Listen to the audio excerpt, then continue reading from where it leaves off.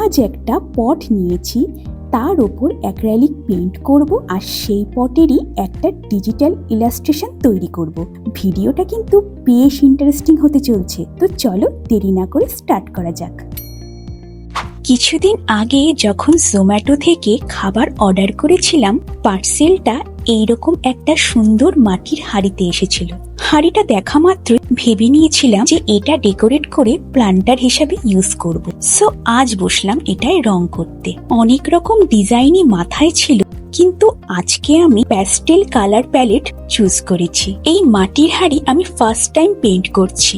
ইউটিউবে মাঝে মাঝে পট ডিজাইনের ওপর ভিডিও দেখতাম, আর কি সুন্দর করে লোকেরা পেইন্ট করে ভিডিও বানায়, কিন্তু নিজে যখন বানাতে গেলাম তখন বুঝলাম খুব একটা সহজ জিনিস নয়। তোমরা যদি এই হাঁড়িটিকে ভালো করে লক্ষ্য করো তাহলে দেখতে পারবে মাটির হাঁড়ির সারফেসটা কিন্তু প্লেন নয়, অনেক এবড়ো খেবড়ো আছে। পরে জানতে পারলাম শিরিষ কাগজ দিয়ে মাটির হাঁড়িটিকে ঘষে নিলে সারফেসটা অনেক স্মুথ হয়ে যায়। কিন্তু পেইন্ট করা একবার যখন স্টার্ট করেই দিয়েছি তো আর সেটা করার উপায় নেই।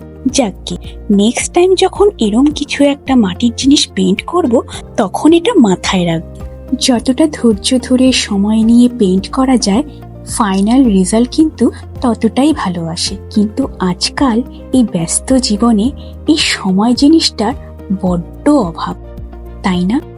প্রতিটা পেইন্টের কোটটা যখন পুরোপুরি ড্রাই হয়ে যাবে তারপরই অন্য কালারটা ইউজ করা ভালো, তাতে রংটা কিন্তু বেশ ভালোভাবে ফুটে আসে। এখানে আমি প্রতিটা কালারেরই দুটো কোট দিয়েছি। এখানে ডিটেলসগুলোতে আমি পার্মানেন্ট মার্কার ইউজ করেছি। সারফেসটা একটু এবড়ো খেবড়ো হওয়ায় লাইনগুলো কিন্তু স্ট্রেট করে পেইন্ট করতে একটু চাপই হচ্ছিল। কোনো পেইন্টিং এর লাইন আর্ট যতটা নিখুঁত হবে পেইন্টিংটা কিন্তু ততটাই সুন্দর লাগবে দেখতে। আমার লাইনটা ঠিক অতটা স্মুথ হচ্ছে না জানি, কিন্তু এখন এটাকেই পেইন্টিং এর মাধ্যমে মেকআপ করতে হবে।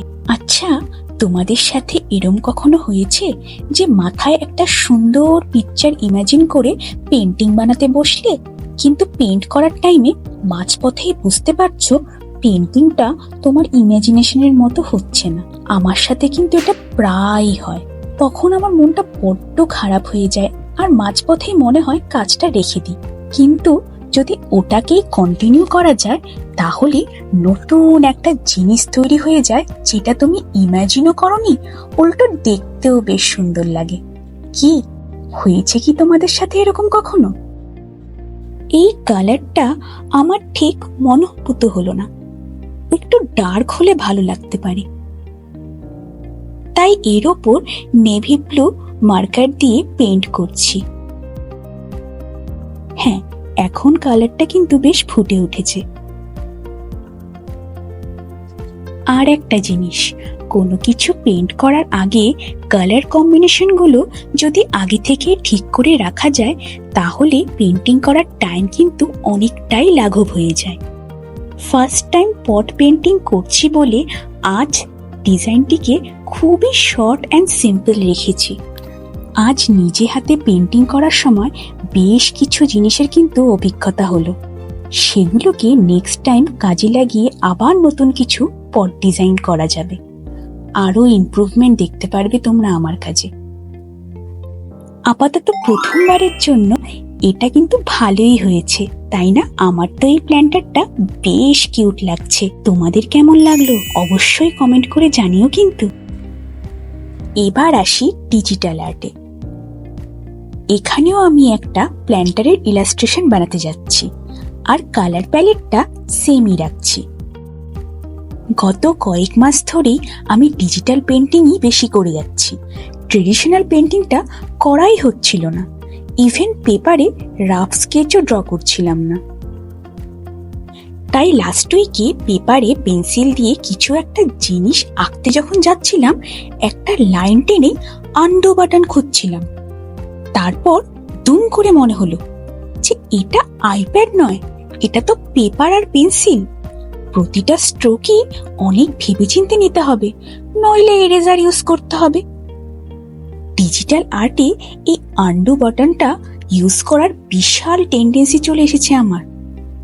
আর চোখের নিমেষে কালারটা যে ফিল হয়ে যায়, এই জিনিসটা কিন্তু আমার দারুণ লাগে।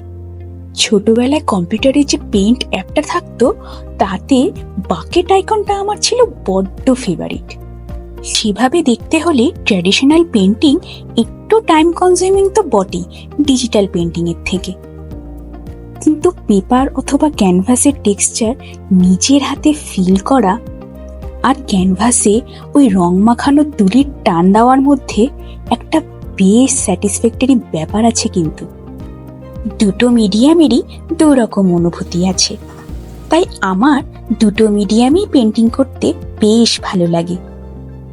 অল্প অল্প করে সবকিছুই ট্রাই করা ভালো, কি তাই না? ডিজিটাল পেন্টিংয়েও আমি আমার পটের ওপর ডিজাইনটাকে খুব সিম্পল রেখেছি। এবার চলো দেখে নেওয়া যাক আমার এই ফাইনাল ইলাস্ট্রেশনটা।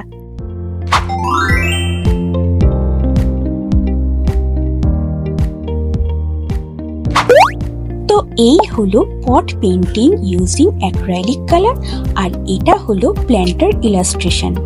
খুব সিম্পল ডিজাইন দুটোরই, তোমরা বলো কোনটা ভালো লাগলো। আর আমার কন্টেন্টটা যদি তোমাদের ভালো লেগে থাকে তাহলে সাবস্ক্রাইব করতে ভুলে যেও না কিন্তু।